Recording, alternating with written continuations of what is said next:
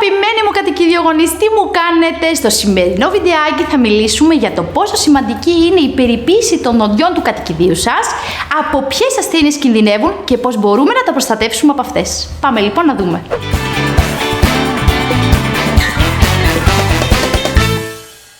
Ένδειξη λοιπόν της ευζοίας είναι τα αστραφτερά δόντια των τετράποδων φίλων μας και η κακή υγιεινή του στόματος, η οποία εγκυμονεί πάρα πολλούς κινδύνους για την υγεία τους. Γι' αυτό δεν πρέπει να μελείτε την περιποίηση των δοντιών του σκύλου ή της γάτας σας ποτέ μα ποτέ, όσο πτέσμα και αν σας φαίνεται. Σύμφωνα, να ξέρετε, με πρόσφατες μελέτες, σχεδόν 3 στους 5 σκύλους και γάτες άνω των 4 ετών είτε πάσχουν από περιοδοντική νόσο είτε έχουν προβλήματα της στοματικής τους κοιλότητας. Το νόσημα λοιπόν αυτό ξεκινά από την παραμονή των τροφών πάνω στις οδοντικές επιφάνειες, όπως περίπου είναι και στους ανθρώπους, έπειτα από κάθε γεύμα, όπου τα βακτήρια σχηματίζουν μια λευκή κολώδη ύλη, η οποία ονομάζεται πλάκα. Εάν η πλάκα δεν αφαιρεθεί, σκληραίνει και με επικάθεση διαφόρων αλάτων, κυρίως ασβεστίου, σχηματίζεται η γνωστή σε όλους πέτρα, που εξελίσσεται σε περιοδοντική νόσο μετά από δυσφαγία.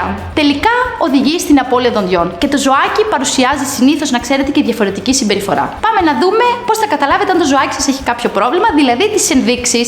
Δεν είναι πάντα εύκολο να εντοπιστούν, όμως αυτό που προτείνω είναι ο τακτικός στοματικός έλεγχος από εσάς.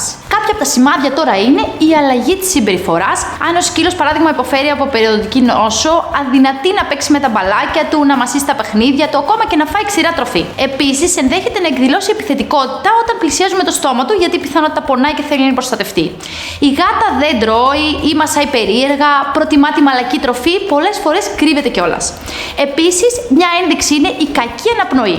Είναι σχεδόν πάντα ένα σημάδι κακής στοματικής υγιεινής και να το έχετε στο νου σας. Τώρα, ένα άλλο που είναι και το τελευταίο στάδιο σχεδόν είναι η αιμορραγία των ούλων, όπου μπορεί να δείτε αιματάκι στο νερό, στην τροφή και πάνω στα παιχνιδάκια του. Πολλές φορές οι ιδιοκτήτες δεν δίνουν σημασία στις οδοντικές παθήσεις, όμως από αυτές μπορούν να προκληθούν, να ξέρετε, πάρα πολλές ασθένειες.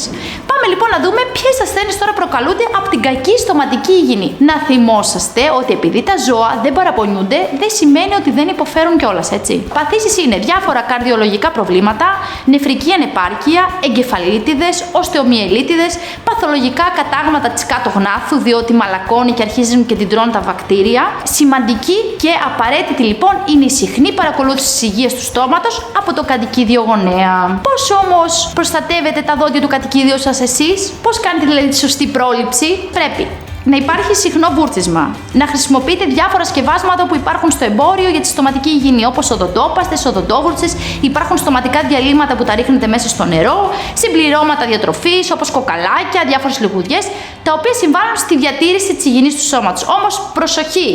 Η χρήση μεγάλων κοκάλων για να καθαρίσουν τα δόντια δεν είναι ότι καλύτερο, διότι προκαλούν κατάγματα στη γνάθο. Να το ξέρετε και να μην τα προτιμάτε. Καλύτερα πολλά και μικρά. Το τακτικό λοιπόν βούρτσισμα είναι ο καλύτερος τρόπος για να διατηρήσουμε τα ούλα και τα δόντια του σκύλου μας ή της γατούλας μας υγιή. Επίσης, είναι καλή ιδέα να ελέγχουμε τα δόντια και τα ούλα του σκύλου ή της γάτας μας, βέβαια, εβδομαδιαίως, ώστε να προλάβουμε τυχόν προβλήματα όσο ακόμα είναι αναστρέψιμα, έτσι. Τα βασικά ποια είναι τώρα? Τα βασικά βήματα που πρέπει να ακολουθείτε είναι τα εξής.